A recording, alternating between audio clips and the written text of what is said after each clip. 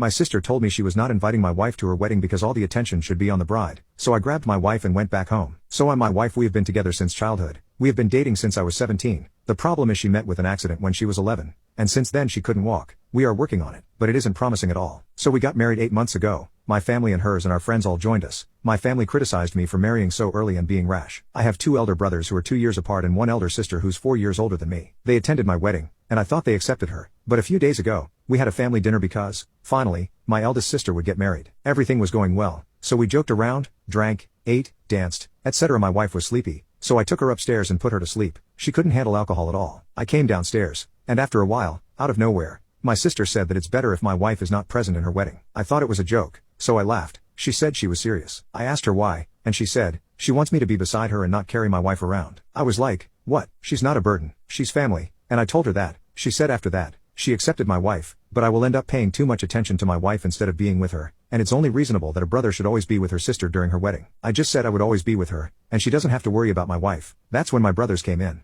They said that I had done enough for my wife, and it was time for me to do something for my sister. They said I should have married another woman, instead of a burden. I looked at my dad, and he just gave me a sign to calm down. But my mother joined as well and told me that my siblings were right. My wife shouldn't join the wedding cause I wouldn't pay attention to my siblings, and wedding and keep taking care of my wife. I finally lost my cool. After hearing all this, I went sober. I said, if my wife is not invited, then I'm not invited either. I said I was leaving. As I was going upstairs to wake my wife up and leave, my family stopped me and said I was being unreasonable. I said I was not in the mood right now, and if I heard another offensive word, I'd do something we all would regret. So I just grabbed my wife and went back home. She asked why we left. I said I had urgent work in the morning. My boss called me on short notice, and she bought it, but my family kept saying I was in the wrong for threatening them. So, am I the a-hole? How did I react?